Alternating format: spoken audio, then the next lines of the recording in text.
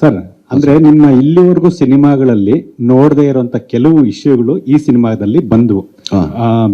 Example cost ಆಗಿರ್ಬೋದು, ಅಥವಾ ಒಲೆಮಾರಿ ಜಾತ್ರೆ, ಅಥವಾ ಆ ಡೈಲಾಗ್ಗಳಲ್ಲೂ ಕೂಡ ಕೆಲವು ತುಂಬಾ ಸೆನ್ಸಿಟಿವ್ ಅಂದ್ರೆ ವ್ಯವಸ್ಥೆನಲ್ಲಿ ಇದಾವೆ, ಅದು ಇಲ್ಲ ಅಂತ ಯಾರು ಹೇಳಲ್ಲ, ಇದಾವೆ. ಬಟ್ ಆ ವಿಷಯಗಳು ನೀವು ಬಂದಾಗ ನಿಮಗೆ ಈ ತರ ಬೇಡ ಅಥವಾ ಬೇಕು ಅಂತ ಏನಾದ್ರೂ ಒಂದ್ ಸ್ವಲ್ಪ ನಿಮ್ಗೆ ಅನ್ಸಿದ್ದಿತ್ತ ಕತೆ ಕೇಳಬೇಕಾದ್ರೆ? ಸರ್ ನಾನು ಆಕ್ಚುಲಿ ಒಂದು ಚಂದ ಮಾಮೂದ್ ಕತೆ ತರ ಕೇಳ್ತೀನಿ ಸರ್. ಒಂದು ಊರಲ್ಲಿ ಒಬ್ಬ ರಾಜ ಇದೆ ಹಿಂಗಿಂಗ್ ಅಂತ ಅಷ್ಟನ್ನೇ ಕೇಳ್ತೀನಿ ಅಷ್ಟೇ. ಅದಾಗ್ಬಿಟ್ಟು ಓಕೆ ಚೆನ್ನಾಗಿದೆ, ಒಂದೊಳ್ಳೆ ಮೆಸೇಜ್ ಇದೆ, ಸೊ ಇದನ್ನ ಹೇಳ್ಬೇಕು, ನಾನು ಹೇಳ್ಬಾರ್ದು ಅಂತಲ್ಲ. ಈಗ ಮಾಸ್ತರ್ ಅಷ್ಟು ಚೆನ್ನಾಗಿ ಬರೀತಾರೆ. ಇವತ್ತು ಆಕ್ಚುಲಿ ತುಂಬಾ ಜನ ಮಾತಾಡೋದೇನು ಗಂಡ್ಸಾದ್ರು ಬೇರು ಸುರಿಸ್ಬೇಕಲ್ಲ, ಜೊಲ್ ಸುರಿಸ್ಬಾರ್ದು. ಬಟ್ ಅರ್ಥ ಎಷ್ಟಿದೆ ಅದರಲ್ಲಿ, ಅದನ್ನ ಬ್ರೀಫ್ ಆಗಿ ಹೇಳ್ಕೊಡೋದ್ರೆ ಅದ್ರ ಮೇಲೆ ಒಂದು ಸಿನಿಮಾ ಮಾಡ್ಬೋದು ಕೂತ್ಕೊಂಡು. ಸೊ ಆ ಥರ ಇದ್ದಾಗ ಅಷ್ಟು ಹೇಳಿದ್ರೆ ಸಾಕಲ್ಲ, ಅರ್ಥ ಆಗುತ್ತಲ್ಲ ಎಲ್ರಿಗೂ. ಸೊ ಅದನ್ನ ಕೇಳ್ಬೇಡ ನಾ ಮಾಡಿ. ಆಮೇಲೆ ಇದನ್ನ ಹೇಳ್ಬೇಕು ಹೇಳ್ಬಾರ್ದು ಅಂತಲ್ಲ, ಯಾಕಂದ್ರೆ ನಡೀತಾರ ಕತೆಗಳ್ತಾನೆ. ಸೊ ಅದ್ರ ಮೇಲೆ ಅಷ್ಟೇ. ಎಕ್ಸಾಕ್ಟ್ಲಿ ಸರ್, ಅದೇ ಆ ನಡೀತಾ ಇರೋ ಇದರಲ್ಲೇ ನಿಮ್ಮ ಸಿನಿಮಾಗಳಲ್ಲಿ ನೋಡ್ಲಿಕ್ಕೆ ಆಗಿಲ್ಲ.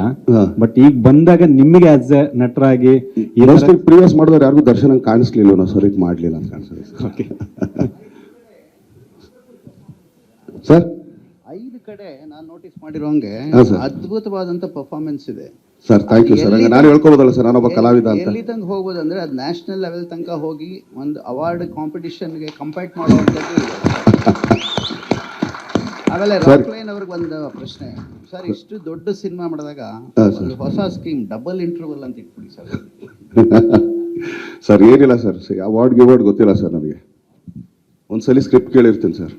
ಬೆಳಗ್ಗೆ ನಮ್ಮ ಡೈರೆಕ್ಟ್ರು ತುಂಬ ಒಳ್ಳೆ ಮಗು ಥರ ಬಂದು ಸ್ಕ್ರಿಪ್ಟಿಂಗ್ ಇಟ್ಬಿಟ್ಟು ಟಪ ಟಪ ಟಪ ಟಪ ಹೇಳಿ ಎಲ್ಲರೂ ಅವ್ರು ಹೇಳ್ಬೇಕಾದ್ರೆ ಎಲ್ಲೋ ಒಂದು ಕಡೆ ಅನ್ಸುತ್ತೆ, ಓಕೆ ಇಲ್ಲೆಲ್ಲೋ ಸ್ವಲ್ಪ ಆ್ಯಕ್ಟ್ ಮಾಡೋಕೆ ಒಂದು ಜಾಗ ಇದೆ ಕಣೆ, ಓಕೆ ಇಲ್ಲಿ ನಾನು ಮಾಡ್ತೀನಿ ಅಂತ ಅಲ್ಲಿ ಕೂತ್ಕೊಂಡು ಡಿಸ್ಕಸ್ ಮಾಡಿದೆ ಅಷ್ಟೇ. ಇದು ಬಂದಾಗಪ್ಪಿ ನಾನು ಮಾಡ್ತೀನಿ, ಇಲ್ಲಿ ಇದು ಸ್ವಲ್ಪ ನನಗೆ ಗ್ಯಾಪ್ ಕೊಡು ಅಂತ.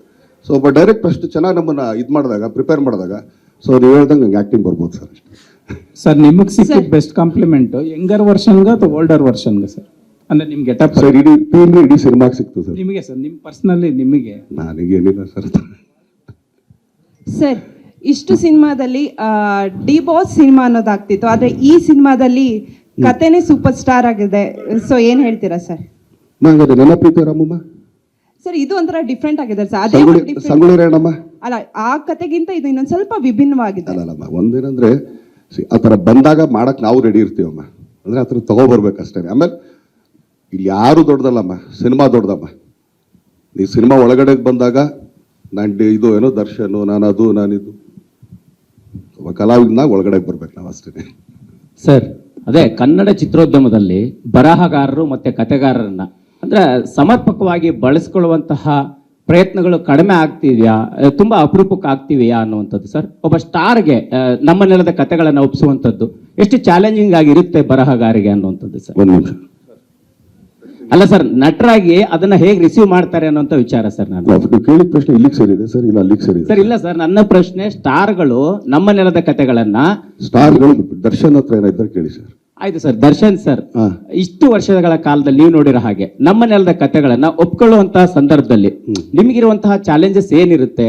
ನಿಮ್ಮ ಅಭಿಮಾನಿಗಳನ್ನ ದೃಷ್ಟಿಕೋನದಲ್ಲಿ ಇಟ್ಕೊಂಡಾಗಿರ್ಬೋದು, ಒಬ್ಬ ಕಮರ್ಷಿಯಲ್ ಸ್ಟಾರ್ ಆಗಿ ರಿಸೀವ್ ಮಾಡುವಂತ ದೃಷ್ಟಿಕೋನದಲ್ಲಿ. ನಂದು 3 ಇದಿರುತ್ತೆ ಸರ್. ಒಂದು, ಹೆಣ್ಣನ್ನ ಆಕ್ಚುಲಿ ತುಚ್ಛವಾಗಿ ನೋಡಬಾರ್ದು ಸಿನಿಮಾದಲ್ಲಿ. ನೀನು ಆಕ್ಚುಲಿ ಹಂಗೆ ಹಿಂಗೆ ಅಂತ ತೋರಿಸಿದ್ರೆ ಬಿಟ್ಟಾಕಪ್ಪ ಈ ಕಡೆ ಸೈಡಿಗೆ ಬಾರಿ. ಅದು ಬಿಟ್ಟು ನನ್ನ ನೆಲದ ಬಗ್ಗೆ, ಕನ್ನಡ ಬಗ್ಗೆ ತುಂಬಾ ಕೇವಲ ಮಾತಾಡಿಸ್ಬಾರ್ದಿಲ್ಲ ಅಂತ. ಇನ್ನೊಂದು, ನಾವಿಷ್ಟು ಜನ ಸೇರೋದಕ್ಕೆ ಒಬ್ಬ ಕ್ಯಾಪ್ಟನ್ ಇರ್ತಾನೆ. ಆತ ಎಲ್ಲಿಂದ ದುಡ್ಡು ತರ್ತಾನೆ ಗೊತ್ತಿಲ್ಲ ನಮಗೆ. ಮನೆಯಿಂದ ತರ್ತಾನ, ಸಾಲ ಮಾಡ್ತಾನ, ಬ್ಯಾಂಕಾಗಿ ಗಿರ್ವಿ ಇಡ್ತಾನ ಗೊತ್ತಿಲ್ಲ. ಆತ ಒಬ್ಬ ನಂಬ್ಕೊಂಡು ನಮ್ನ ಇಷ್ಟು ಜನ ಸೇರಿಸ್ಬೇಕಾದ್ರೆ ಆತನಿಗೆ ಒಳ್ಳೇದಾಗಬೇಕಷ್ಟೇ. ಈ 3 ಇಟ್ಕೊಂಡು ನಾನು ಸಿನಿಮಾ ಮಾಡ್ತೀನಿ ಸರ್.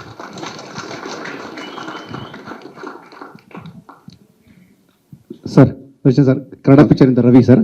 ಹಾಂ ಸರ್. ಹಾಂ ಸರ್. ಸರ್ ನೀವು ಕಲಾವಿದರ ಸಂಘದಲ್ಲಿ ಅಂದರೆ ಮೊನ್ನೆ ಪ್ರೆಸ್ ಮೀಟಲ್ಲಿ ಹೇಳಿದ್ರಿ, ಇಲ್ಲಿ ತನಕ ನೀವು ನೋಡ್ದಿರುವಂತಹ ದರ್ಶನನ್ನು ನೋಡ್ತೀರಿ ಅಂತ. ಅಂದರೆ ಒಂದ್ಸರಿ 2 ಕೈಯಿಂದ ಫೈಟ್ ಮಾಡ್ತಾನೆ, ಒಂದ್ಸಲಿ 1 ಕೈಯಿಂದ ಫೈಟ್ ಮಾಡ್ತಾನೆ, 3ನೇ ಸಲ 2 ಕೈ ಇರಲ್ಲ ಅಂತ. ಸರ್ ಈ ಪರ್ಟಿಕ್ಯುಲರ್ ಈ ಪಾಯಿಂಟ್ಗೆ ನಮ್ಮ ನಾರ್ತ್ ಕರ್ನಾಟಕ ಕಡೆಯಿಂದ ತುಂಬಾ ಜನ ವಯಸ್ಸಾದಂಥವ್ರು ದರ್ಶನ್ ಅವರಿಗೆ ನನ್ನದೊಂದು ಥ್ಯಾಂಕ್ಸ್ ಅಂತ ಇದೆ ಸರ್. ಈ ಮೂಲಕ ಅವ್ರಿಗೆ ಒಂದು ರಿಪ್ಲೈ ಸರ್ ಪ್ಲೀಸ್ ಸರ್. ಅವ್ರಿಗೆ ಥ್ಯಾಂಕ್ಸ್ ಹೇಳೋದಲ್ಲ ಸರ್, ಅವ್ರ ಪಾದಗಳಿಗೆ ನಾನು ಇಲ್ಲೇ ನಮಸ್ಕಾರ ಮಾಡ್ತೀನಿ. ಖುಷಿ ಪಟ್ರಲ್ಲ ಸರ್, ನೋಡ್ಬಿಟ್ಟು ಅಷ್ಟೇ ಸರ್. ಆಮೇಲೆ ಒಂದೇನಂದ್ರೆ ಅದೆಲ್ಲಾನು ಮಾಡೋದು ಸರ್, ನಿಮ್ಗೆ ಬರೀ ದರ್ಶನ್ ಒಬ್ಬನೇ ಕಾಣಿಸ್, ಯಾಕಂದ್ರೆ ಮುಂದ್ಗಡೆ ಇದೀವಿ ಸರ್. ಹಿಂದ್ಗಡೆ ಇಷ್ಟು ಜನಗಳು ಕೆಲಸ ಮಾಡೋರು ಸರ್. ಇವ್ರುಗಳು ಔಟ್ಪುಟ್ ಅಷ್ಟೇ ನಾವು ಹೊರಗಡೆ ತಂದಿರೋ ಸರ್ ಅಷ್ಟೇ. ದರ್ಶನ್ ಸರ್, ಅದೇ ನನಗೆ ವಾಸು ಸರ್ ಪ್ರಶ್ನೆಗೆ ಪೂರಕ ಪ್ರಶ್ನೆ ಇದು. ಆವಾಗಲೇ ನನಗೂ ಕೇಳುವಂತ ಆಲೋಚನೆ ಇತ್ತು. ಬಟ್ ನೀವದೇ ಕಳೆದ ಪ್ರೆಸ್ ಮೀಟ್ ಅಲ್ಲಿ ಒಂದು ರಾಷ್ಟ್ರ ಪ್ರಶಸ್ತಿ ಹೇಗಿರುತ್ತೆ ಅನ್ನೋಂತ ನೋಡೋ ಕುತೂಹಲ ಇದೆಯಪ್ಪ ಅಂತ ರೋಹಿತ್ ಅವ್ರದ ತರ್ಸ್ಕೊಂಡು ನೋಡಿದ್ರಿ ಅಂತ. ಈಗ ಇಲ್ಲ ಸರ್, ಈಗ ಅಭಿಮಾನಿಗಳು ಅದನ್ನ ಟ್ರೆಂಡ್ ಮಾಡ್ತಾ ಇದ್ದಾರೆ. ಸೊ ನಿಮ್ಮ ಒಂದು ಅಭಿಪ್ರಾಯ ಸರ್ ಅದಕ್ಕೆ ಹೇಗೆ ಅಂತ? ಸರ್ ಪ್ರಶಸ್ತಿಗೋಸ್ಕರ ಹಂಗಂತಂದಿದ್ರೆ ಸರ್ ಇನ್ನು ಒಳ್ಳೊಳ್ಳೇದು ಏನು ಆರ್ಟ್ ಮೂವಿಗಳು ತೊಗೊಂಬರ್ತಿದ್ದೆ ಸರ್. ನಾನು ಪ್ರಶಸ್ತಿನೇ ನಂಗೆ ತುಂಬ ಮುಖ್ಯ. ನನ್ನ ಮನೇಲಿ ಶೋಕೇಶಲ್ಲಿ ನಾನು ಜೋಡಿಸ್ಕೋಬೇಕು. ನಾನು ಹೇಳಿದ್ದು actually is a national award winner. Actually proud ಅವ್ನ ಪಕ್ಕದಲ್ಲಿ ನಾನು ನಿಂತ್ಕೊಳ್ಳೋಕ್ಕೆ. ಸೊ ಅದಕ್ಕೆ ಹೇಳಿದೆ ನಾನು ಅಷ್ಟೇ. ಆಮೇಲೆ ನಾವು ಮಾಡೋದು ಕಮರ್ಷಿಯಲ್ ಸಿನಿಮಾ ಸರ್, ಅವಾರ್ಡ್ಗಲ್ಲ ಸರ್. ನಮ್ಮ ನಿರ್ಮಾಪಕರಿಗೆ, ಪಾಪ ವಿತರಕರಿಗೆ, ಡಿಸ್ಟ್ರಿಬ್ಯೂಟರ್ಗೆ, ಎಕ್ಸಿಬ್ಯೂಟರ್ಗಳಿಗೆ ಇವ್ರು ಅವ್ರು ಹಾಕಿದ ದುಡ್ಡು ಅವ್ರ ಕೈಗೆ ಸೇರಬೇಕು. ಬರೋ ಜನ ಕಾಸು ಕೊಟ್ಟು ಹೊರಗಡೆ ಬರ್ತಾರಲ್ಲ, ಅವ್ರು ಖುಷಿಯಾಗಿ ಹೊರಗಡೆ ಹೋಗ್ಬೇಕು ಸರ್. ಪ್ರತಿ ಒಂದು ಸಿನಿಮಾನು ಕಾಟಾರನೇ ಆಗಲ್ವಲ್ಲ ಸರ್. ಈಗ ಏನಾಗುತ್ತೆ ಅದಕ್ಕೆ ಅಲ್ಲಲ್ಲ, I want to finish it. ಈಗ ಏನಾಗುತ್ತೆ, ನೆಕ್ಸ್ಟ್ ಸಿನಿಮಾ ನಾನು ಬೇರೆ ಥರ ತಗೊಳ್ತೀನಿ ಸರ್. ನಾನು ಮತ್ತೆ ಕಾಟಾರನೇ ಮಾಡಲ್ಲ ಸರ್. ಸ್ವಾದಿಷ್ಟತೆಯ ಸ್ವಾದ, ತಾಜಾತನದ ಆಹ್ಲಾದ, ಉತ್ತಮ ಆರೋಗ್ಯ ಮತ್ತು ಹೆಚ್ಚಿನ ರೋಗ ನಿರೋಧಕ ಶಕ್ತಿಯ ವೃದ್ಧಿಗೆ ಈಗ ನಿಮಗೆ ಸಿಗುತ್ತಿದೆ ಉತ್ತಮ ಗುಣಮಟ್ಟದ ಪೌಷ್ಟಿಕಾಂಶ. Shri Vaidik millet health mix. ಇದು ಸಿರಿಧಾನ್ಯಗಳ ಸಂಪತ್ತು.